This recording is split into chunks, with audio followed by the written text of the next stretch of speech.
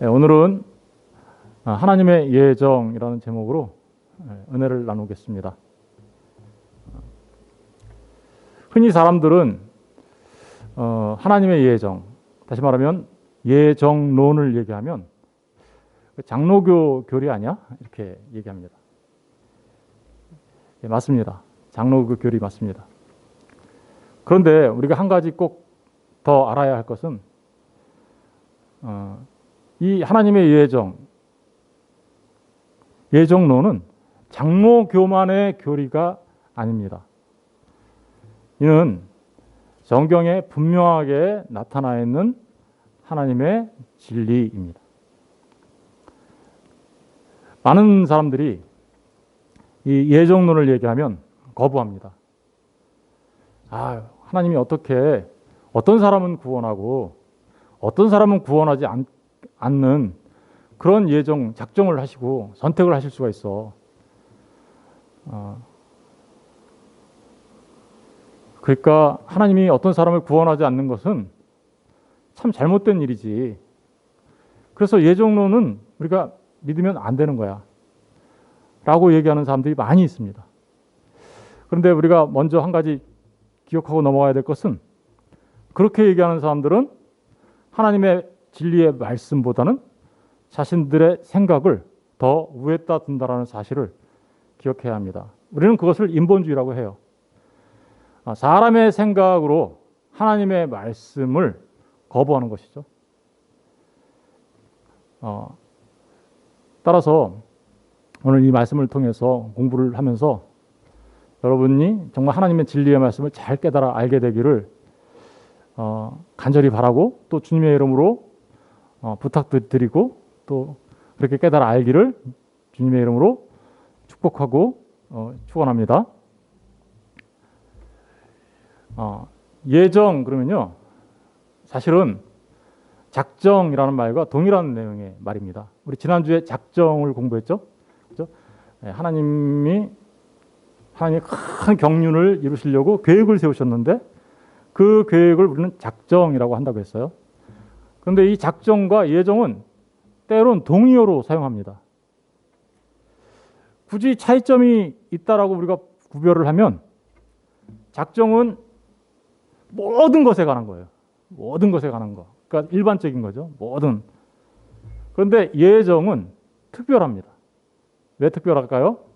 그렇죠. 하나님께서 모든 것을 계획하실 때 모든 것에 계획한 그것을 우리는 작정이라고 얘기하는데 그 중에 특별히 사람의 구원에 관하여 작정하신 게 있어요. 그거를 우리는 예정이라고 하는 거예요. 예정. 사람이 죄 때문에 하나님 앞에 타락합니다. 하나님은 인간에게 자유의지를 주셨죠. 하나님은 인간의 자유의지를 전혀 손상되지 않게 하십니다. 그런데 하나님은 그 자유의지를 갖고 있는 사람이 하나님 앞에 반역할 것을 알고 계셨어요. 그래서 그 하나님이 그 반역할 것을 알고 계신 하나님께서 그들 가운데 그죠? 반역한 하나님의 사람들, 그들은 다 이제 멸망받을 수밖에 없는 상태가 되었는데 죄 때문에. 그래서 다 멸망받아야 되는데 그런 상태에 있는 자들을 향하여 하나님께서는 어떤 사람들을 선택하셔서 그들을 구원해내시기로 작정하셨어요. 그래서 두 가지 측면이 있어요. 수많은 사람들 가운데 어떤 사람을 이렇게 구원해내니까 어때요? 작정하시니까 나머지 사람들은 자연스럽게 유익이 되는 거죠. 그것을 예정이라고 합니다. 반역한 인류를 구원하실 때 하나님은 아담의 후손 전부를 구원하시는 것이 아니라 일부는 구원하시고 나머지 사람들은 그냥 그 죄 가운데 살다가 죄값을 치르도록 내버려 두신 거예요. 이 부분에 대하여 이제 사람들이 어때요? 진짜 이상하신 하나님이네 이렇게 생각이 들 수 있어요. 그런데 그렇지 않습니다. 이 예정은 하나님의 절대 주권입니다. 하나님께서 그 누구의 방해나 회방을 받지 않으세요. 하나님께서 결정하신 그것은 하나님의 기뻐하신 뜻대로 하나님의 결정하신 거예요. 다시 말하면 그 작정에 있어서 한 분이신 삼위일체 하나님의 협력적 행동, 그게 하나님의 절대적 주권으로 결정되는 것이 바로 예정인데, 협력적 행동이라고 하더라도 성경은 그 하나님의 예정, 그것을 특별히 성부 하나님께 돌립니다. 그래서 성부 하나님께서 이 모든 것을 계획하셨고, 우리 지난번에 작정에 대해서 공부했죠.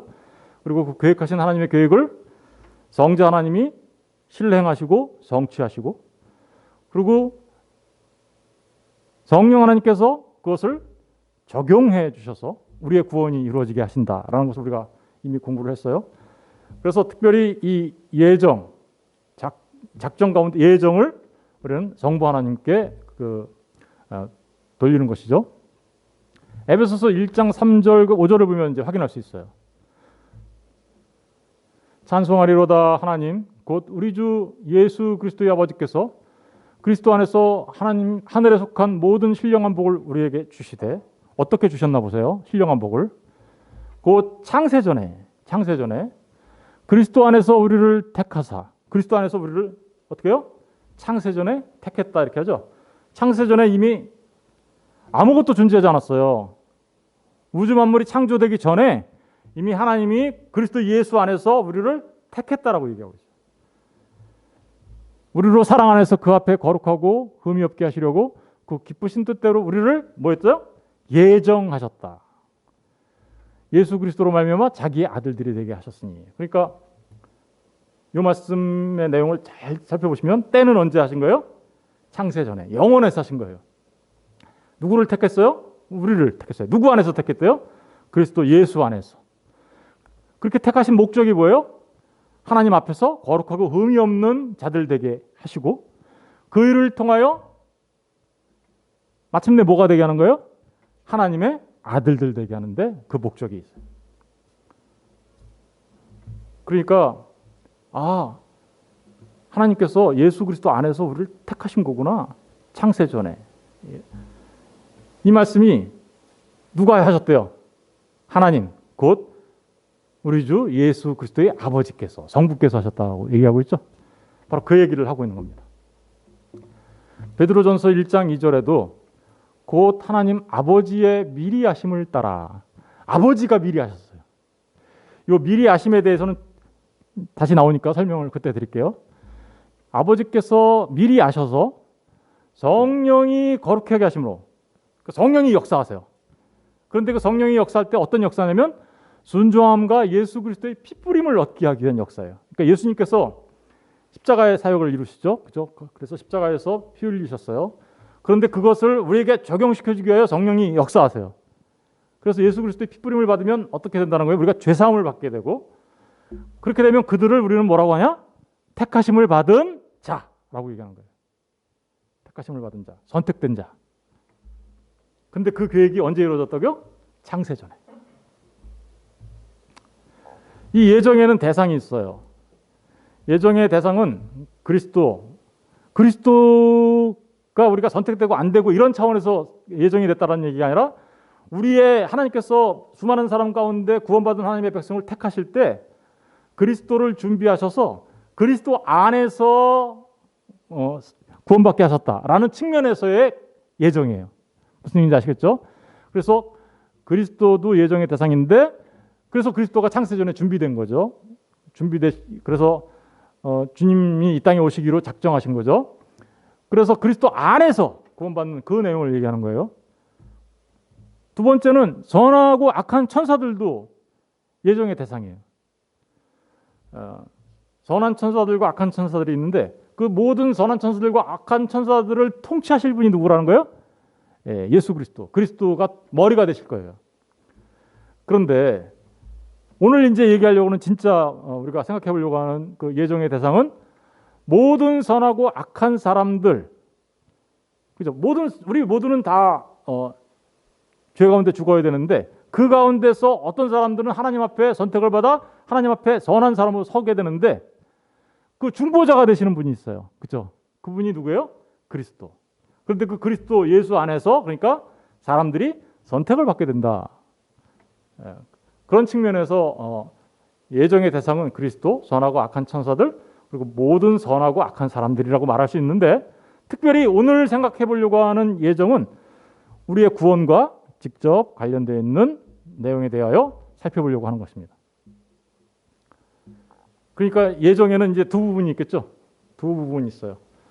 첫 번째 부분은 하나님께서 택하신 선택이라는 측면이 있고, 또 다른 측면은 어때요? 선택 받은 자들, 나머지는 선택받지 않은 자들이죠. 그것을 우리는 그래서 하나님께서 그냥 내버려 두셨다라는 측면에서 유기라고 하는 거예요. 유기, 내버려졌다. 이 두 가지 측면을 우리가 공부해야 됩니다. 먼저 선택에 대해서 우리가 공부를 하겠습니다. 선택. 이 선택은 하나님의 절대적 주권적 의지예요. 하나님이 기뻐하신 뜻에 따라서 결정하신 거예요. 즉 다시 말하면 신적인 선하심과 기뻐하시는 뜻 가운데서 인간들 안에 아무런 예견된 공로가 없음에도, 그러니까 이 선택은 인간에게 무슨 조건이 있어서 하나님께서 선택하신 것이 아니라는 거죠. 아무런 예견됐다라는 게 뭐예요? 창세전에 이제 하나님 계획 안에 저와 여러분이 있어요. 그런데 이미 예견된, 그래서 저와 여러분이 무슨 공로를 쌓아서, 그리고 예수를 잘 믿을 거니까 그런 공로가 먼저 있어서 그걸 보고 하나님이 택하신 게 아니라는 거예요. 예견된 공로가 없어요. 그런데도 하나님이 그냥 택하신 거예요. 왜? 뭘로? 하나님의 기뻐하신 뜻에 따라서. 그래서 일정 수의 사람들을 택하셔서 영원한 구원과 특별 은혜의 수령자가 되도록, 영원한 구원과 특별 은혜의 뭐가 된다고요? 수령자. 그러니까 은혜 받은 자죠. 다시 말하면 자가 되도록 선택하시는 하나님의 행동, 그걸 하나님의 예정, 그 중에 특별히 선택이라고 말할 수 있는 겁니다. 예를 들어 볼게요. 에서와 야곱 잘 아시죠? 예. 로마서 9장 10절에서 16절을 보니까 이렇게 기록하고 있습니다. 그뿐 아니라 또한 리브가가 우리 조상 이삭 한 사람으로 말미암아 임신하였는데 그 자식들이 아직 나지도 아니하고, 아직 안 났어요. 무슨 선이나 악을 행하지 아니한 때 택하심을 따라되는 하나님의 뜻이 택하심을 따라되는 하나님의 뜻이 행위로 말미암지 않고, 에서나 야곱의 어떤 행동으로 말미암지 않고 오직 부르시는 이로 말미암아. 부르시는 이는 누구예요? 하나님의 뜻에 따라, 이런 뜻이겠죠. 서게 하려 하십니다. 리브가에게 이르시되 큰 자가 어린 자를 섬기리라 하셨나니. 사실은 누가 택함 받은 자예요? 에서와 야곱 중에? 야곱이죠. 그런데 야곱이 뭔가를 했기 때문에, 뭔가 태어나기 전에 공로를 쌓을 것이 예견되었기 때문에 이런 식으로 택하신 게 아니라는 거예요. 아무것도 한 게 없어요. 그리고 아무 행동을 하지 않았을 그때 이미 하나님이 누구를 택했어요? 야곱을 택하셨더라. 그래서 13절에 보니까 기록된 바 내가 야곱은 사랑하고 에서는 어떻게 해요? 미워하였다 하신과 같으니라. 야곱은 사랑하셨어요. 그 택함의 가장 그 근거가 되는 건 뭐예요? 사랑. 14절. 그런즉 우리가 무슨 말을 하리요? 하나님께 불의가 있느냐? 그럴 수 없느니라. 한번 생각해 보세요. 이렇게 하나님께서 야곱을 택하셔서 사랑하신 게 불의입니까? 그럴 수 없다라고 얘기하고 있어요. 왜요? 하나님의 절대적 주권이기 때문에. 하나님의 기뻐하신 뜻에 따라서 이루어진 것이기 때문에 우리는 절대로 그것에 대하여 하나님이 불의하다고 말할 수 없습니다. 아직도 동의가 안 되시는 분이 있을 거예요. 근데 다 들어보시면 이제 알게 됩니다. 15절. 모세에게 이르시되 내가 긍휼히 여길 자를 그래서 어떻게 해요? 긍휼히 여기고 불쌍히 여길 자를 불쌍히 여기리라 하셨으니. 그러니까 야곱을 택하신 건요, 그냥 하나님이 자비하심이에요. 하나님의 긍휼하심이에요. 그걸로 택하신 거예요. 16절. 그런즉 원하는 자로 말미암도 아니요 다른 박질하는 자로 말미암도 아니다. 이게 무슨 얘기예요? 인간이 어떤 무슨 일을 해서 어떤 조건이 있어서 하나님이 그를 사랑한 게 아니라는 거죠. 다만 오직 긍휼히 여기시는 하나님으로 말미암음이니라. 그러니까 이 선택은 하나님의 절대적 주권적 의지에 의해서 일어나는 일인데 그것은 하나님의 사랑을 전제하고 있는 거예요. 이 하나님의 선택의 특징들을 이제 우리가 살펴보면 좀 더 이제 이해가 될 수 있어요. 이 하나님의 선택의 특징을 한 5가지 정도로 얘기할 수 있는데 그 첫 번째는 하나님의 선택은 무조건적이라는 거예요. 그렇죠? 우리 방금 전에 살펴본 것처럼 어때요? 무조건적이죠. 무슨 뜻이에요? 무조건이라는 게 조건이 없어요. 하나님께서 하나님의 백성을 택하실 때 우리 인간적인 측면에서 뭔가를 조건에 만족시켜 드리니까 하나님이 우리를 택하셨다. 그런 게 아니라는 거예요. 무조건적이에요. 인간의 선행이나 인간의 공로나 이런 것이 전제되어서 하나님이 택하신 것이 아니라는 거예요. 그냥 무조건 선택하신 거예요. 뭘 전제로? 사랑. 사도행전 13장 48절을 보겠습니다. 이방인들이 듣고 기뻐하여 하나님의 말씀을 찬송하며 영생을 주기로 작정된 자는 다 믿더라. 여러분, 믿는 자가 구원받은 자가 되는 거죠. 그죠? 그런데 그 믿는 자가 누가 믿는데요? 영생을 주기로 하나님이 작정한 사람들은, 이 작정이라는 말을 예정이라는 말과 혼용해서 쓸 수 있죠. 그런데 특별히 예정이라는 말은 구원과 관련된 건데 여기서 영생을 주기로 작정된 자, 그것을 우리는 한마디로 뭐라고 하겠어요? 예정, 선택이라고 얘기하겠죠. 근데 그들은 어때요? 다 믿더라. 그러니까 이 시간 속에서 하나님의 선택을 받은 사람들은 그들의 삶 가운데 표징이 있어요. 어떤 표징이 나타날까요? 그게 바로 믿음이에요. 믿음의 사람으로 반드시 세워진다 라는 것입니다. 영생을 주기로 작정한 자가 믿어요. 하나님이 보니까 네가 나를 믿을 거니까 내가 택한 거다 이렇게 얘기하는 게 아니라 하나님이 택한 자가 믿어요. 무슨 얘기인지 아시겠죠?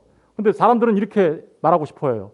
믿었으니까 택했겠지 이렇게. 그래서 그 주도권을 누가 가져가려고 하고 싶어 해요? 인간한테 주고 싶어 하는 거예요. 왜요? 인간이 먼저 믿어야 하나님이 택하시는 거지 이렇게. 그런데 반대입니다. 하나님이 택하셨기 때문에 시간 속에 있는 그들은 하나님을 믿는 자가 되는 것입니다. 이렇게 하나님이 창세전에 얘가 믿을 거니까 내가 너를 택할 거야 이렇게 하는 거, 이렇게 했다라는 것은 인간의 주도권을 주고 인간의 인본주의적인 사상이에요. 그거는. 그리고 그것은 예정이라고 해요. 그렇게 한 것을 미리 예지하시고 예정하셨다. 그죠? 잘못된 사상이에요. 하나님께서 예정하신 것은 아무런 조건이 없어요. 그냥 무조건적으로 택하신 것입니다. 이유는 딱 한 가지. 하나님이 사랑하셨어. 디모데후서 1장 9절에도 하나님이 우리를 구원하사 거룩하신 소명으로 부르심은, 그래서 우리를 구원하셨는데 나타나는 현상이 있네요. 불러내세요. 그죠? 부르심은 우리의 행위대로 하심이 아니다. 그죠? 저와 여러분의 행위대로 한 게 아닙니다. 오직 자기의 뜻과 영원 전부터 그리스도 예수 안에서, 그죠?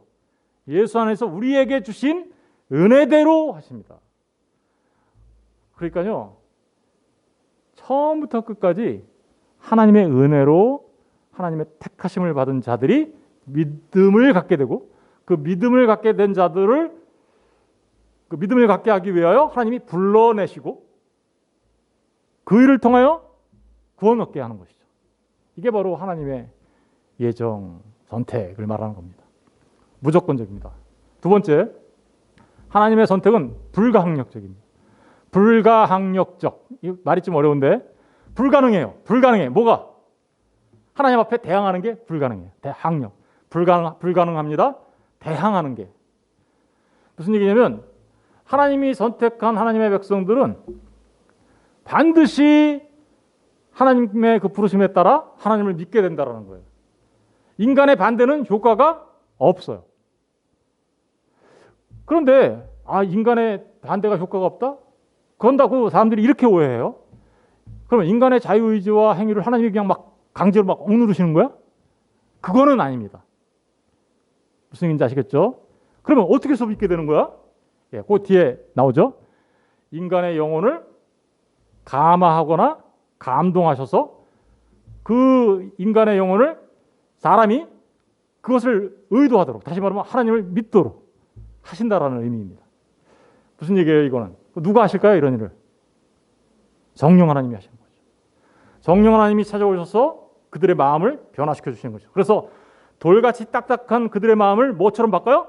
새같이 부드러운 마음으로 바꿔서 어떻게 할까요? 하나님을 알게 하시고 하나님을 믿게 하시는 거죠.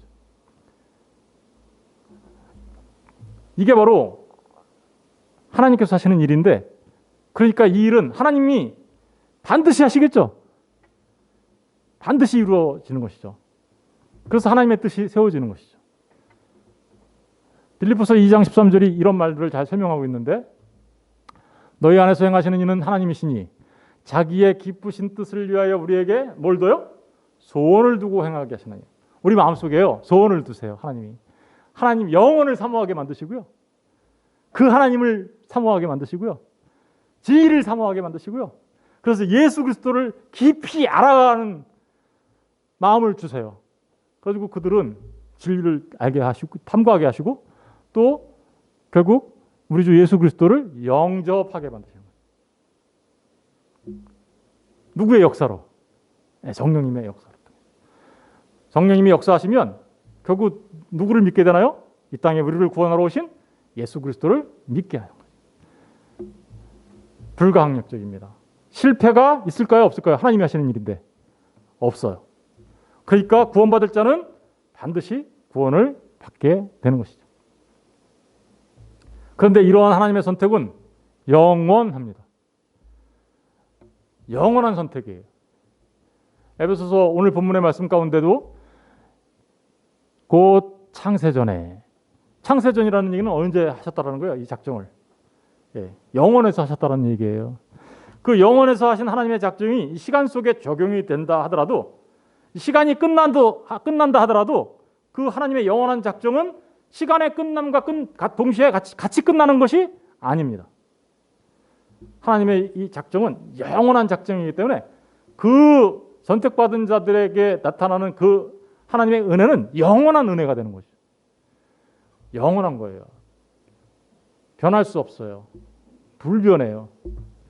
그래서 왜요? 하나님께서 그 기쁘신 뜻대로 우리를 예정하셨기 때문에, 영원전에. 그 변하지 않는 하나님 때문에, 전지하신 하나님, 전능하신 하나님이 반드시 그 뜻을 이루시기 때문에. 그래서 이렇게 하나님의 선택을 받은 자들은 그 선택은 어떠한 경우에도 흔들릴 수 없습니다. 이유는 우리에게 있는 것이 아니라 누구에게 있는 거예요? 하나님 때문에.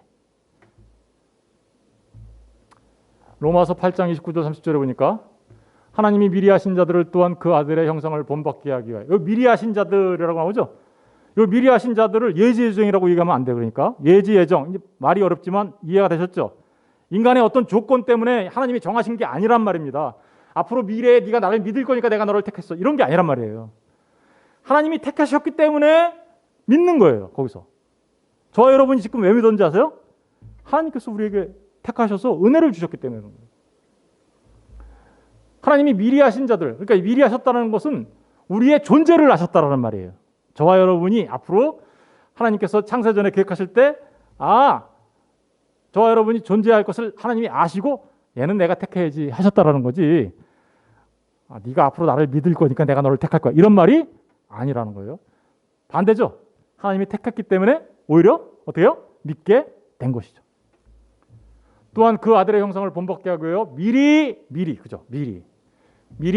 정하셨으니, 미리 정했다라는 말을, 그래서 제가 이제 한국어 번역 성경에 그냥 정하셨다라고만 되어 있는데 그 뜻을 명확하게 하기 위해 예자를 넣었어요. 그러면 분명하게 알 수 있겠죠. 예정하셨으니 이는 그로 많은 형제 중에서 맏아들이 되게 하려 하심이라. 그렇죠. 이제 그 예정하고 선택된 자들은 뭐가 돼요? 하나님의 아들들이 되니까 하나님의 아들인 예수 그리스도는 맏아들이 되는 거고, 우리는 어때요? 수많은 아들들 가운데 한 사람이 되는 거죠. 30절 또 미리 예정하신, 정하신인데 예정하신 그들을 부르시고, 저와 여러분을 불러내셨죠. 그런데 갑자기 말씀을 듣게 만드시고, 그래서 어떻게 했어요? 믿게 만드셨어요. 성령 하나님이. 누구를 믿게 만들었어요? 예수 그리스도를 믿게 만들었어요. 믿음으로 그렇게 됐더니 어떻게 해요? 그들을 또한 의롭다 하시고, 그래서 믿음으로 의롭게 되는 거예요. 그들은. 그리고 의롭다 하신 그들을 또한 이제 거룩한 삶을 살게 하시다가 마침내 어떻게 해요? 영화롭게 하셨느니라. 여기 보니까 영화롭게, 원래는 우리가 어떻게 써야 될까요? 이거 미래일이잖아요, 그죠? 영화롭게 되는 건, 우리 지금 영화롭게 된 건 아니잖아요. 물론 영광스러운 존재가 되었어요. 이미 되었는데 완성된 건 아니죠. 그런데 과거용으로 써있네요. 영화롭게 하셨느니라. 왜 그럴까요? 여러분, 이 미래형을 과거용으로 이렇게 표시를 하게 되면 그 일은 이미 하나님 안에서 이루어진 일이야. 그래서 반드시 이루어지는 거야. 그럴 의미를 갖고 있을 때 미래일을 과거형으로 써요. 무슨 얘기인지 아시겠죠? 우리가 주님이 다시 오시게 되면 우리가 어떤 모습으로 변합니까? 영광스러운 모습으로 변하게 되죠. 그럼 미래일이잖아요. 그런데 그 일은 반드시 성취되는 거야. 이럴 때 과거형으로 그냥 쓰는 거예요. 너무나도 확실하니까. 이미 이루어진 거야. 이렇게. 그런데 이것은 이미 하나님 안에서 이미 이루어진 일이니까 어때요? 영원한 거가 되는 것이죠. 네 번째로 하나님의 선택의 특징은 누구도 불의하다 비난할 수 없습니다. 이거 이제 이 부분을 우리가 잘 생각해야 되겠죠? 아직도 마음속에 어떻게 그러실 수 있어 이렇게 생각이 들잖아요. 이 부분을 잘 공부를 하셔야 이제 잘 이해할 수 있어요. 누구도 불의하다 비난할 수 없다. 어떤 이에게 은혜를 주셨는데 다른 이에게는 그대로 지나쳐 버리셨어요. 하나님이. 이걸 유기라고 하거든요. 이제 좀 이따 다시 공부할 거예요. 그 사실이 하나님을 비난하는 정당한 이유가 될 수 없다라는 것입니다. 왜 그럴까요? 왜 정당한 이유가 될 수 없을까요? 여러분, 잘 생각해 보십시오. 하나님이 우리를 구원하신 일이 선한 일인지 악한 일인지 한번 판단해 보세요. 하나님 앞에 반역한 아담의 자손들, 그죠? 하나님 앞에 불의한 아담의 자손들은 어떤 상태인가요? 전부 다 죄를 지어서 그 죄값을 치러야 하고, 그 죄값은 뭐예요? 사망이잖아요. 죄의 삭은 사망. 근데 그 사망은 뭐예요? 영원한 멸망으로 가는 거죠. 단 한 사람도 빠짐없이 모든 사람들은 이렇게 하나님 앞에 반역했기 때문에, 죄를 지었기 때문에 그 죄값을 치르고 모두가 다 멸망으로 가야 되는 거예요. 여기까지 이해되셨나요? 우리의 자리가 어딘지 아시겠죠? 우리의 자리, 저와 여러분의 본래의 자리는, 모든 인류의 본래의 자리는 죄값으로 인하여 그 죄값, 사망의 값을 치러야 되고, 그 사망은 영원한 멸망으로 가는 자리에 있던 자들이에요. 근데 하나님이 만약에 그 상태에서 그대로 놔두신다고 하더라도 불의하신가요?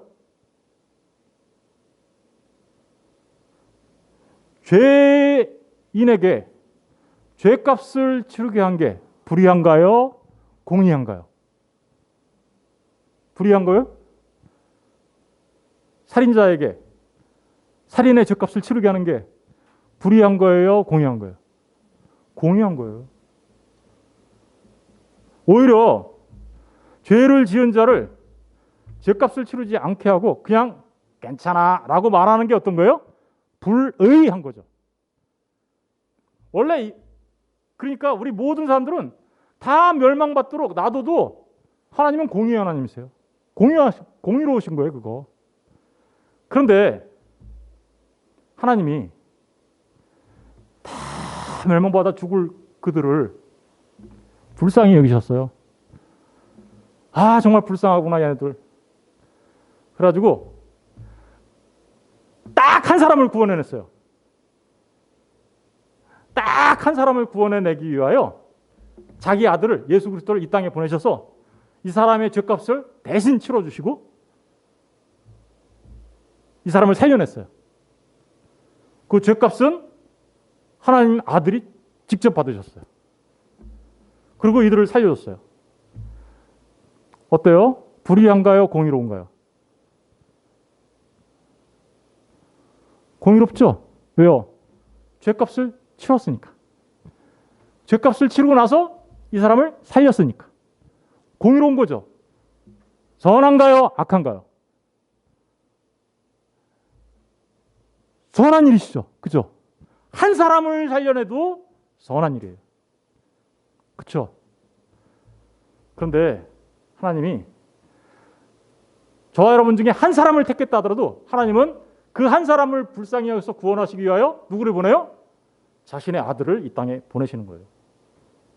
왜? 이유는 그 한 사람을 사랑하기 때문에, 불쌍하게 여겼기 때문에. 그래서 주님이 다 나비도면 그냥 다 멸망받을 사람들을, 그 중에 수많은 사람들 가운데 일부를 구원해내시기 위하여 아들을 이 땅에 보내시고 그들이 받아야 될 심판을 아들이 십자가에서 다 받으시고 그리고 그 사람들을 살려내셨어요. 선한 일인가요? 악한 일인가요? 선한 일인 거예요. 왜 사람들이 이 일에 대해서 악하다고 얘기하냐면 이런 사람들이 그 일에 대해서 악하다고 얘기해요. 왜 어떤 생각을 갖고 있는 사람들이 악하다고 얘기하냐면 이런 생각. 하나님, 우리는 다 구원받을 만한 자격을 갖춘 사람들입니다. 그러니 하나님은 우리를 당연히 구원하셔야죠. 그런데 어떤 사람은 구원해주고 어떤 사람은 왜 구원 안 해주시는 겁니까? 하나님은 불의하세요. 다시 말하면 이렇게 얘기하는 사람들의 생각은 우리 자신들의 현 상태를 어떻게 보고 있는 거예요? 멸망의 길로 가야 하는 사람의 상태로 보는 것이 아니라 당연히 구원받을 만한 자격을 갖추고 있다라고 생각하는 그 전제하에서 출발하기 때문에 그런 오해를 하는 것입니다. 그러나 잘 생각해 보십시오. 우리는 본래 어떤 상태에 있어요? 다 죽어야 되는 거예요. 다 죽어야 되는 그 사람들을 다 죽도록 내비둬도 우리는 아무런 할 말이 없어요. 사실은. 원래 하나님은 어떻게 하셔야 되나요? 다 범죄한 자들에 대해서 어떻게 하셔야 되는 게 정당한 거예요? 그냥 다 죽어라 이렇게 하는 게 정당한 거예요. 원래. 살인자한테 너 살인의 대가를 치러야지. 감방에 가야지. 그게 정당한 거잖아요. 그런데도 불구하고 하나님이 불쌍히 여겨주셔서 우리를 살려내시기 위하여 그 죄값을 스스로 치러주시고 우리를 구원해내셨다면 그것은 감사한 일이고 선한 일인 것입니다. 죄인인 우리는 그 누구도 하나님 앞에 하나님께서 우리를 용서해 주셔야 되고 영생을 반드시 주셔야 됩니다. 하나님 그 일 반드시 하셔야죠 라고 얘기하면서 하나님을 빚쟁이로 만들 수 없습니다. 우리에게는 그럴 자격이 없어요. 그 누구도 죄인은 하나님한테 그것을 요구할 권리가 없어요. 다만 우리가 구원받는 것은 그런 상태에 있는 우리를 하나님이 불쌍히 여기셔서 우리를 구원하시기 위하여 아들을 이 땅에 보내주신 거예요. 아들을. 그래도 하나님이 불의하다고 말하실 수 있나요? 하나님이 불의하세요? 아니시죠? 그렇습니다. 하나님은 공의로운 하나님이시세요. 공의로운 하나님이시고 선하신 하나님이세요.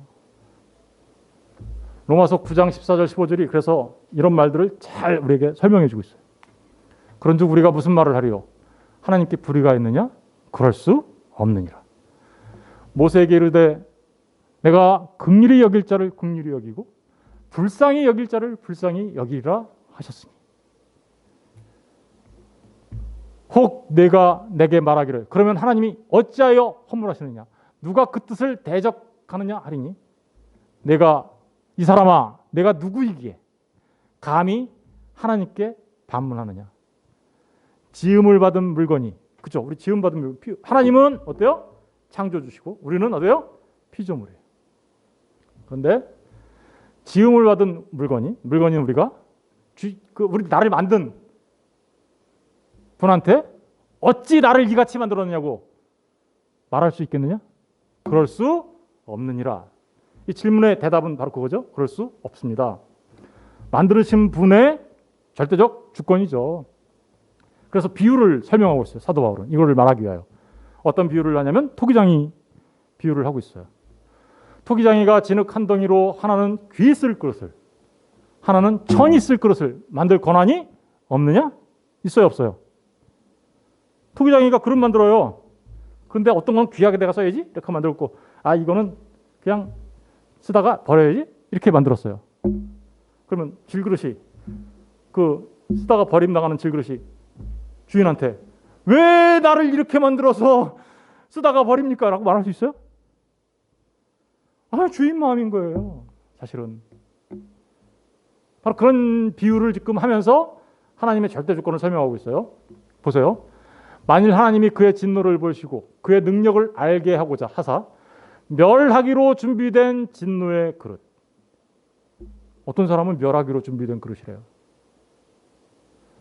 오래 참으심으로 간영하시고 또한 영광 받기로 예비하신 바 긍휼의 그릇. 보니까 진노의 그릇이 있는가 하면 긍휼의 그릇이 있다라는 거예요. 그런데 대하여 그 영광의 풍성함을 알게 하고자 하셨을지라도 무슨 말을 하려? 그렇죠. 토기장이가 좋은 그릇, 나쁜 그릇 만들었는데 그릇들이 토기장이한테 무슨 말 할 거예요? 그것처럼 하나님이 우리를 긍휼의 그릇으로 만드시고 그 진노의 그릇으로 만드셨다고 해서 우리가 뭐라고 말할 것이냐 라고 지금 질문하고 있는 거예요. 뭐라고 대답하실래요? 그런데 그것은 둘 다 하나님의 영광을 위해서 그런 거래요. 왜 둘 다 하나님의 영광일까요? 보세요. 죄인에게 죄값을 치르게 하는 것은 하나님의 공의가 드러나는 거죠. 그 공의를 통하여 하나님은 공의의 하나님이라는 영광을 받으세요. 그런데 반대로 그 모든 죄값을 치러야 되는 사람을 살려주시기 위하여 어때요? 대신 죄값을 치러주시고 이건 이제 공의죠. 대신 죄값을 치렀으니까 공의를 통해서 공의인데 그 대신 죄값을 치러줌을 통하여 이들이 살아났어요. 그럼 이건 뭐예요? 사랑이죠. 그러니까 하나님은 이런 일들을 통하여 공의의 하나님으로서 영광을 받으시고 또 사랑의 하나님으로서 영광을 받으시는 겁니다. 무슨 얘기인지 아시겠어요? 오늘 설교가 잘 생각하면서 따라와야 되는 내용이에요. 잘못 생각하면 하나도 이해 못하겠어. 이렇게 될까 봐 제가 지금 계속해서 반복해서 설명하고 있는 거예요.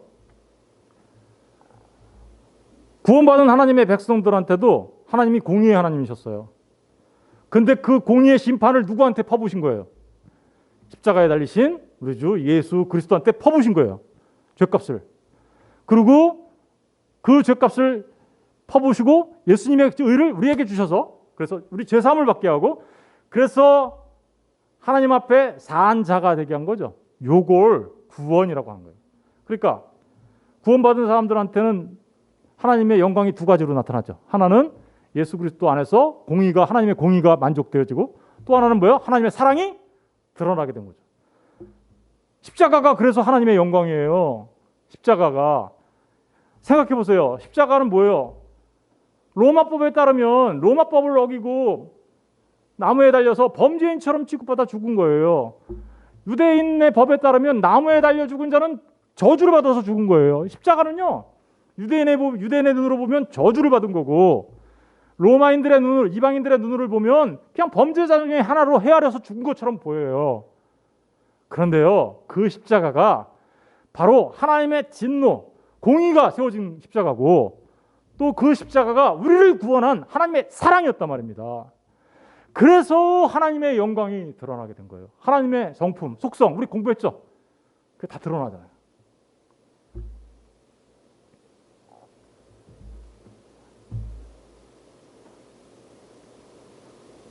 그러니까 어떤 사람은 진노의 그릇으로, 어떤 사람은 긍휼의 그릇으로 한다 할지라도 아무도 말할 수 없어요. 아니, 그래도 이해가 안 되는데요. 그분이 이해하지 못하는 것은 자신의 본래의 자리가 어디인지 모르기 때문에 그런 거예요. 자신의 본래의 자리가 어딘지 알면 이게 하나님의 은혜라는 것을 알게 되는 거죠. 나는 원래 나의 죄 때문에 그 죄값을 치르고 멸망받아 마땅한 존재였구나. 나를 멸망시킨다 한다 하더라도 하나님 앞에 뭐라고 항거할 수 없는 존재였구나. 그런데 하나님이 나를 불쌍히 여기셔서 아들을 보내셔서 나를 살려주셨구나. 하나님이 불의합니까? 아니면 의로우신 하나님이십니까? 하나님이 악하십니까? 아니면 선하신 하나님이십니까? 하나님은 선하신 하나님이세요. 하나님은 공의로운 하나님이시고요. 하나님은 사랑의 하나님이신 것입니다. 예를 하나 더 들어볼게요. 마태복음 20장 14절 15절을 우리 다 같이 한번 읽어볼게요. 시작. 내 것이나 가지고 가라. 나중은 이 사람에게 너와 같이 주는 것이 내 뜻이니라. 내 것을 가지고 내 뜻대로 할 것이 아니냐. 내가 선함으로 내가 악하게 보느냐. 이 본문이 굉장히 긴 본문인데 제가 결론 부분만 이렇게 발췌해 왔어요. 앞에 그 내용을 설명하면 이렇습니다. 포도원 주인이 있었어요. 주인이 있는데 보니까 사람들이 다 밖에서 이게 일 없이 빈둥빈둥 다 놀고 있어요. 요즘 말로 말하면 직장을 잃고 다 놀고 있어요. 그래서 불쌍히 여겨서 사람들한테 우리 농장에 와서 일을 좀 해. 내가 하루에 1데나리온씩 줄게. 그랬더니 그 사람들 가운데 몇 사람이 그 농장에 와서 일을 했습니다. 어떤 사람은 아침 9시에 왔어요. 어떤 사람은 낮 12시에 왔어요. 어떤 사람은 오후 3시에 왔어요. 어떤 사람은 오후 5시에 왔어요. 농장의 일은 6시에 끝났어요. 농장의 일이 끝나고 나서 주인이 일꾼들한테 품삯을 줍니다. 근데 품삯을 먼저 맨 늦게 온 사람 5시에, 오후 5시에 와서 1시간 일하는 사람한테 먼저 줬어요. 얼마를 줬을까요? 1데나리온을 주었습니다. 1시간이라고 얼마나 감격했을까요? 1데나리온을 받다니. 그죠? 근데 9시에 온 사람이 봤어요. 응? 겨우 1시간 일했는데 1데나리온을 줬어? 그러면 나는 6시간 일했으니까 6데나리온? 이렇게 생각한 거예요. 근데 주인이 어떻게 했을까요? 9시에 온 사람도 똑같이 1데나리온을 줬어요. 그러자 갑자기 9시에 온 사람이 불만을 팍 터뜨렸어요. 아니 어떻게 그럴 수 있습니까? 아니 5시에 와서 1시간 일했는데 1데나리온을 줬는데 나는 9시부터 왔잖아요. 그러면 더 많이 주셔야 되는 거 아니에요? 이렇게 얘기한 거예요. 그러자 주인이 이렇게 얘기합니다. 내가 당신이 놀고 있었을 때 불쌍히 여겨서 우리 농장에 와서 일하면 내가 얼마 주기로 했어요? 1데나리온이요. 그러면 내가 당신한테 뭐 잘못한 게 있나요? 있어요, 없어요? 불쌍히 여겨가지고 놀고 있는 자를 데려다가 일 시켜서 1데나리온 주기로 약속한 거 그거 그대로 1데나리온 줬는데 잘못한 거 있어요, 없어요? 없어요. 그러면 왜 5시에 온 사람은 1데나리온 줬을까요?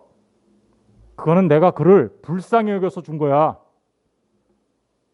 그러면 이게 선한 일입니까? 악한 일입니까? 내가 그가 불쌍해서 1시간밖에 일 안 했지만 그래도 내가 그냥 준 거야. 선을 베푼 거예요? 악을 베푼 거예요?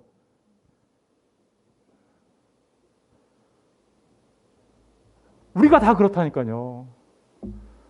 우리는 그런 걸 받을 자격도 없는 사람들이었어요.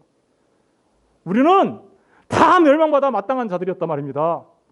그런데 하나님이 불쌍히 여겨서 내가 너 살려줄게.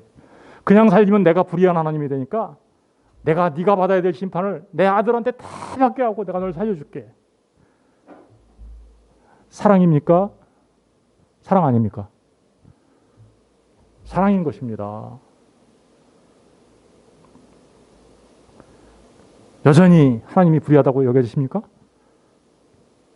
자기 자신이 어디에 있는지 잘 생각해 보세요. 내가 어떤 사람의 상태가 되어 있었는지. 저와 여러분이 하나님을 믿게 된 것은 너무나도 놀라운 하나님의 은혜인 것입니다.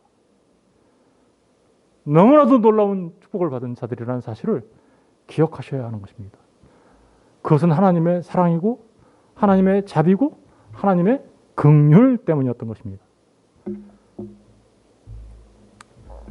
다섯 번째로 이 선택된 자들의 하나님의 선택의 특징은 선택된 자들의 표징으로 뭐가 나타나요? 믿음이 나타나요.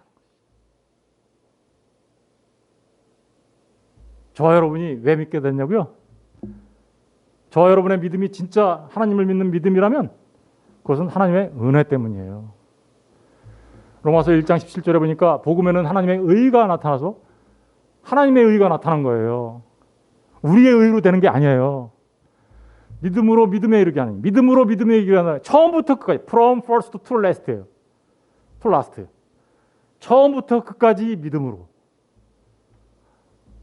되나니 하나니 기록된 바 오직 의인은 믿음으로 말미암아 살리라. 하나님 앞에 의롭다고 여김을 받아서 하나님의 백성 되는 사람들은 이렇게 처음부터 끝까지 믿음으로 나타나게 됩니다. 하나님의 선택을 받은 하나님의 백성들, 그들의 표징은 믿음이에요. 그리고 그 믿음에 따라 삶을 살아가게 되는 것이죠. 이제 그 예정의 다른 측면, 유기도 있어요. 유기 때문에 이제 사람들이 어떡하지 그렇게 불만을 가졌던 거죠? 그렇죠? 왜 저들은 안 구분하죠? 여러분, 사람들이 멸망받는 것은 하나님이 그들을 선택하지 않았기 때문에 멸망받는 게 아니에요. 그들이 멸망받는 것은 그들의 죄값 때문에 멸망받는 거예요. 이것을 분명하게 우리가 구분할 수 있어야 돼요. 그들의 죄값 때문에 멸망받을 자들을 하나님이 불쌍해서 구원해 주신 게 선택이에요. 그런데 그렇게 안 했다고 하더라도 그들은 원래 당연히 받아야 될 것을 받는 것뿐인 거예요. 유기도 하나님의 그러니까 뭐예요? 작정이에요. 선택을 하니까 나머지는 아닌 거가 되는 거니까. 이렇게 두 가지 측면이 있는데 이 유기는 간과 내버려 두신 거예요. 그냥 내버려 두면 어떻게 될까요? 죄인들은 그냥 내버려 두는 거예요. 유기된 자들도 겉으로는 그래서 혹시 믿음을 가질지도 몰라요. 그런데 이 유기된 자들은 그 믿음이 일시적 믿음이에요. 결국은 하나님을 버려요. 믿지 않아요. 이들의 믿음은 그러니까 일시적인 믿음이라는 것은 진짜 믿음이 아니라는 거예요. 가짜 믿음이라는 거예요. 마침내 가짜로 판명이 되는 거니까. 그러니까 그 예배당 건물 안에 와서 믿음 생활을 다 한다고 해서 전부 다 그런 거냐? 그렇지 않을 수도 있다라는 거예요. 진짜 믿음이어야 된다는 거죠. 그런데 이 유기에는 그렇게 하나님께서 내버려 두신 건데 그 내버려 두신, 그러니까 내버려 뒀다는 얘기는 결국은 하나님을 믿지 않게 되었다라는 거죠. 믿으려면 어떤 일이 있어야 되는데요. 하나님이 선택하셔서 성령 하나님의 역사가 있어야 되잖아요. 그거 없으면 그냥 내버려 둔게 된 거죠. 그러면 그들은 멸망의 길로 가게 되는 거예요. 어떤 멸망의 길? 그들의 죄값을 치르는, 죄에 대한 심판을 받게 되는 것이죠. 로마서 1장 21절, 32절까지 보면 유기에 대한 개념이 잘 나와요. 어떻게 유기의 개념이 어떤 건가? 잘 생각해 볼게요. 하나님을 알되 하나님을 영화롭게도 아니하며 감사하지도 아니하고 오히려 그 생각이 허망하여지며 미련한 마음이 어두워졌나니 스스로 지혜 있다 하나 어리석게 되어 썩어지지 아니하는 하나님의 영광을 썩어질 사람과 새와 짐승과 기어다니는 동물 모양의 우상으로 바꿨느니라. 그러므로 이렇게 하나님을 알기는 알아요, 대충. 그런데 하나님을 영화롭게도 하지 않고요, 감사하지도 않고 오히려 그 생각이 허망해져서 미련한 마음이 어두워져가지고 우상 숭배를 하면서 살아가는 사람들. 그러니까 하나님이 그래서 그들을 그러므로 하나님께서 그들의 마음의 정욕대로 더러움에 어떻게 했어요? 내버려 뒀어요. 이걸 위기라고 해요. 내버려 두심. 그랬더니 그들이 어때요? 그 내버려 두니까 그들의 몸을 서로 욕되게 하게 하셨으니 이는 그들이 하나님의 진리를 거짓 것으로 바꿔 피조물을 조물주보다 더 경배하고 우상 숭배를 하고 살아요. 어떤 사람한테는 권력이 우상이고 어떤 사람은 돈이 우상이고 어떤 사람은 어때요? 새로운 종교들을 수없이 만들어서 하나님을 모른 채로 살아가고 어떤 사람은 진짜 하나님을 모르는 사람한테 진짜 하나님은 누굴까요? 자기 자신이에요. 왜? 내가 하나님의 자리에 오르려고 했던 아담의 후손이니까. 그렇게 살아가는 그 상태. 그것을 그냥 그대로 놔두면 어떻게 될까요? 결국 그들은 어때요? 멸망받게 되는 것이죠. 내버려 두심. 이게 유기의 개념이에요. 이 때문에 하나님께서 그들을 부끄러운 욕심에 내버려 두셨으니 곧 그들의 여자들도 순리대로 쓸 것을 바꾸어 영리로 쓰며 그와 같이 남자들도 순리대로 여자 쓰기를 버리고 서로 향하여 음욕이 부릴 듯하며 남자가 남자와 더불어 부끄러운 일을 행하여 그들의 그릇 때문에 상당한 보응을 그들 자신이 받았느니라. 죄 가운데 계속 있다라는 거죠. 또한 그들이 마음에 하나님 두기를 싫어하며 하나님께서 그들을 그 상실한 마음대로 내버려 두셨으니 내버려 두는 거예요. 그냥 간과하시는 거죠. 구원받은 사람은 어떨까요? 그 상실한 마음을 어떻게요? 성령 하나님이 역사하셔서 어떻게요? 바꿔놓으시는 거죠. 그 돌 같은 마음을 새같이 부드러운 마음으로 바꿔서 주님을 믿게 만드시는 거죠. 그러면 간과가 아니죠. 이거는 하나님께서 직접적으로 어떻게요? 개입하시는 거죠. 그걸 갖다 우리는 뭐라 해요? 은혜라고 한다고요. 그걸. 그 사람이 구원받은 사람이고 그냥 놔둬두면 저렇게 되는 거예요. 그래서 계속해서 합당하지 못한 일을 하게 하셨으니 곧 모든 불의, 추악, 탐욕, 악의가 가득한 자요, 시기, 살인, 분쟁, 사기, 악독이 가득한 자요, 수군수군하는 자요, 비방하는 자요, 하나님께서 미워하시는 자요, 능력하시는 자요, 교만한 자요, 자랑하는 자요, 악을 도모하는 자요, 부모를 거역하는 자요. 계속해서 내버려두면 이렇게 사는 거죠. 우매한 자요, 배역한 자요, 무정한 자요, 무자비한 자라. 그들이 이 같은 일을 행하는 자는 사형에 해당한다고 하나님께서 정하심을 알아요. 죄의 삭은 사망이라고 들어요. 자기들도 알아요. 그런데 자기들만 행할 뿐 아니라 또한 그런 일을 행하는 자들을 그래 그렇게 하는 게 옳은 거야. 하나님 모르고 그렇게 네 욕심 채우면서 살아가는 게 그렇게 좋아. 라고 말한다라는 거죠. 이런 사람들을 우리는 유기된 자라고. 하나님이 그래 그냥 너 죄 가운데서 계속 살아. 그냥 내버려 두시는 거예요. 그럼 내버려 둔 사람들은 어때요? 왜 멸망하는 거예요? 자기 죄 때문에 멸망하는 거예요. 자기 죄 때문에. 자기 책임에. 우리도 원래 그런 자들이었죠. 그런데 우리가 구원받은 건 뭐예요? 하나님이 우리를 불쌍히 여기셔서 그 길에서 돌이키게 만든 거죠. 그걸 회개라고 하는 거예요. 그렇죠? 하나님으로부터 멀어져가는 그런 삶을 살다가 하나님께 대항하는 삶을 살다가 이제 돌이켜서 하나님을 사랑하고 하나님을 경외하고 살아가는 삶으로 바꿔주시는 거죠. 그걸 선택받은 자들에게 나타나는 회개. 그 회개의 다른 측면이 뭐예요? 믿음이란 말입니다. 그래서 회개와 믿음을 갖고 있는 동시에 우리 삶 속에서 나타나죠. 그런 사람을 회심한 자라고 얘기하는 거예요. 회심한 자. 지금까지 말씀드린 선택의 중요한 특징들을 말씀드리고 유기에 대해서 말씀드렸는데 우리 믿음의 선배들은 이것을 가르치려고 엄청나게 많이 힘썼어요. 그래서 많은 다양한 신조들을 만들었어요. 영국의 37개 조, 벨기에의 벨직 신앙 고백, 네덜란드의 신앙 고백, 프랑스 신앙 고백, 각 나라마다 이런 믿음을 지키려고 신앙 고백을 만들었어요. 마지막에 우리 장로교는 웨스트민스터 신앙 고백 같은 걸 만들어서 우리 믿음의 그 뼈대를 가르쳐 주려고 하죠. 그런데 웨스트민스터 신앙 고백보다 이 지금까지 말씀드렸던 내용을 아주 잘 요약하고 인본주의 사상으로 가르쳤던 그들에게 바른 진리를 가르치기 위하여 우리 믿음의 선배들이 도르트라는 곳에 모여서 이게 바른 믿음이야. 그렇게 얘기하는 것은 잘못된 거야. 라고 얘기하면서 하나님의 예정과 선택에 대하여 바르게 이렇게 정립을 했어요. 그걸 우리는 돌트 신조라고 해요. 네, 돌트라고도 하고 도르트라고도 해요.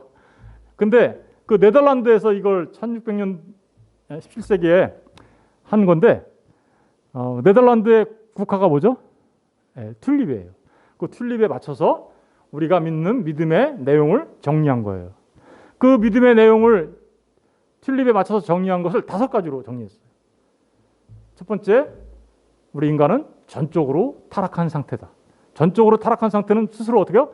우리가 우리 스스로를 구원할 수 없어. 하나님한테 갈 수 없어. 라는 뜻이고, 그러므로 전적한 타락한 상태는 우리는 모두가 멸망으로 갈 수밖에 없는 존재야. 우리의 자리가 어떤 자리인지, 처음의 자리가 어떤 자리인지 정확하게 얘기하고 있죠. 두 번째가 무조건적인 선택이에요. 그렇죠? 그들에게 어떤 자격이나 공로가 있어서 구원하시는 것이 아니라 하나님께서 그들을 선택하시고 그들에게 은혜를 주셔서 우리가 구원받게 되는 것이다. 제한적 속죄. 제한적 속죄는 뭘까요? 모든 사람이 구원받는 것은 아니다. 수많은 사람들 가운데 하나님께서 정하신 일부의 사람들이 하나님의 은혜를 받아 구원받는 것이다. 불강력적 은혜. 인간이 하나님의 그 은혜에 대항할 수 없다. 그런데 그렇게 구원받은 하나님의 백성들은 끝까지 그 하나님 나라의 도성에 마침내 이스라엘이 약속의 땅 가나안 땅에 들어갔던 것처럼 그 하나님 나라에 들어가게 될 것이다. 성도의 견인. 이 돌트 신조가 오늘 공부한 것들을 잘 정리해서 우리에게 알려주고 있죠. 튤립이라고 해요. 튤립. 제가 영어 발음은 안 좋아서 그냥 써놨으니까 한번 읽어보시고. 튤립이라고 합니다. 그래서 저는 이 튤립을 마음에 깊이 새기고 있어요. 왜냐하면 내가 어떤 하나님의 말씀을 볼 때 항상 하나님의 말씀들에 의해서 다 검증된 거죠. 지금 이게 그죠? 여태까지 지금 다 검증한 거잖아요. 그러니까 그 말씀을 따라서 하나님의 말씀을 이해하려고, 그래서 인본주의적인 사람의 생각보다는 하나님의 말씀에 따라 하나님을 알아가기를 원하고, 하나님이 우리에게 구원을 베풀어 주시기 위해서 어떤 일을 하셨는지를 깨달아 알아가는 것이죠. 이렇게 예정과 선택에는 목적이 있어요. 2가지 목적이 있어요. 선택의 목적에는 2가지가 있는데, 첫 번째는 우리의 구원이죠. 그렇죠. 데살로니가후서 2장 13절에 보니까 주께서 사랑하시는 형제들아, 우리가 항상 너희에 관하여 마땅히 하나님께 감사할 것은 하나님이 처음부터 너희를 택하사, 처음부터 우리를 택하셨어요. 성령의 거룩하심과 진리를 믿음으로. 성령이 역사하셔서 우리가 진리를 믿게 만드세요. 그랬더니 뭘 받았어요? 우리가 구원을 받게 된 거죠. 처음부터 끝까지 전부 다 하나님의 은혜인 거예요. 그러니까 우리의 구원은요, 아버지 하나님의 계획하심과 아들 하나님의 실행하심과 성령 하나님의 역사하심을 통해서 삼위 하나님이 하나가 되셔서 일하심으로 일어나게 된 너무나도 놀라운 자신 것이에요. 그런데 이렇게 선택하신 목적은 우리의 구원일 뿐만 아니라 더 큰 목적이 있어요. 그건 뭐예요? 우리가 하나님의 영광을 위해서 살아가야 한다. 에베소서 1장 6절, 1장 12절, 1장 14절은 전부 다 성부 하나님, 성자 하나님, 성령 하나님이 하신 우리의 구원을 위해서 하신 일들을 쭉 기록하고, 마지막에 그 이유가 뭐냐면 하나님의 영광을 위해서 너희가 살아가야 돼. 하나님의 영광에 찬송이 되어야 돼. 하나님의 영광을 찬송하며 살아가는 삶을 살아야 돼 라고 말하고 있어요. 그러니까 저와 여러분을 하나님께서 선택하시고 구원하신 궁극적인 목적은 뭐예요? 하나님의 영광과 찬송이 되는 삶, 그 삶을 통하여 하나님의 영광을 위해서 사는 삶, 그게 바로 우리가 살아야 될 삶이라는 겁니다. 그럼 어떻게 살아야 될까요? 에베소서 2장 10절에 이렇게 기록하고 있습니다. 우리는 그가 만드신 바라 그리스도 예수 안에서 선한 일을 위하여 지으심을 받은 자니 이 일은 하나님이 전에 예비하사 우리로 그 가운데서 행하게 하려 하심이라. 하나님의 영광을 위해서 사는 삶, 그건 뭘까요? 선한 일을 위하여 지으심을 받았다. 이 지으심을 받았다라는 것은 우리가 어머니의 모태에서 지으심을 받았다, 그 얘기를 하는 게 아니에요. 저 얘기는 성령 하나님의 역사를 통하여 우리가 새로운 피조물이 되었으니 라는 뜻이에요. 우리가 거듭나게 되었으니, 우리가 다시 태어난 중생하게 되었으니, 그러니 이제는 우리가 어떻게 살아야 된다고요? 선한 일을 위하여 우리를 그렇게 만드셨으니까 우리가 그 가운데서 행하는 것 자체, 그게 바로 곧 하나님의 찬송이 되는 것이고 하나님의 영광을 위해서 살아가는 삶이 되는 것입니다. 디도서 2장 14절에도 똑같이 기록하고 있어요. 그가 우리를 대신하여 자신을 주심은, 예수 그리스도시죠. 그가, 예수님이 우리를 대신하여 자기 자신을 주심은 모든 불법에서 우리를 속량하시고, 그렇죠, 하나님의 진노를 다 받으시고 우리를 죄에서 구원해내시고 죄사함 받게 하시고 우리를 깨끗하게 하셨으니, 왜 그렇게 하셨을까요? 선한 일을 열심히 하는 자기 백성, 다시 말하면 예수님의 백성, 하나님의 백성이 되게 하려 하셨다. 선한 일을 열심히 하는 그 자체가 하나님께서 우리를 구원하신 구원의 목적, 선택의 목적이었던 겁니다. 그래서 그 일을 통하여 뭐가 드러나요? 하나님의 영광이 드러나도록 하는 것. 그래서 우리 인생의 목적이 뭐예요? 웨스트민스터 신앙고백 제1문 1답, 인생의 목적, 하나님의 영광을 위해서 사는 것이며 영원토록 그를 즐거워하는 것이다 라고 말하고 있는 것입니다. 이제 마지막으로 조심해야 될 거 한 가지만 말씀드릴게요. 이 예정론을 얘기하니까 사람들은 이제 이거를 그래? 그럼 다 정해진 거야? 그럼 다 정해진 거야? 이렇게 생각하면서 어떻게 해요? 운명론이나 숙명론으로 이걸 이해해요. 굉장히 잘못된 것입니다. 그렇게 이해하는 사람들은 하이퍼 칼빈이즘이라고, 하이퍼 칼빈주의라고 하는데 극단적 예정론자들이 있어요. 뭐 다 정해졌는데 그럼 우리는 아무것도 할 게 없는 거야? 이렇게. 그런가요? 아니, 우리 구원하시고 선택하신 목적이 뭐라고 그랬어요? 선한 일을 열심히 하는 자가 돼야 된다고 얘기했잖아요. 그런데 아무것도 할 게 없다고 얘기해요? 굉장히 잘못된 사상입니다. 예정론을 얘기하면 사람들이 갑자기 게을러졌어요. 뭐 아무것도 안 해도 되네. 예정론을 얘기하면 인간이 뭐 할 게 아무것도 없네, 이렇게 해서. 그렇지 않습니다. 먼저 여러 가지를 우리가 생각해 봐야 되는데 두 가지만 제가 말씀드릴게요. 첫 번째로 이 예정론, 하나님의 예정은 우리로 하여금 게으르고 나태하고 하나님이 그냥 다 정했으니까 그냥 아무것도 할 게 없어, 이렇게 살아라는 얘기가 아닙니다. 오히려 저와 여러분이 어떻게 구원받았는가를 정확하게 돌아보게 하는 거죠. 그렇죠? 우리가 구원받아서 딱 돌아보고 하나님의 말씀들을 다 봤더니 이건 모두가 감사한 일인 거예요. 하나님께서 선택하여 주셔서 구원에 이르게 하신 것은 전적으로 하나님의 은혜이며 사랑이다라는 것을 우리가 알게 되는 것이죠.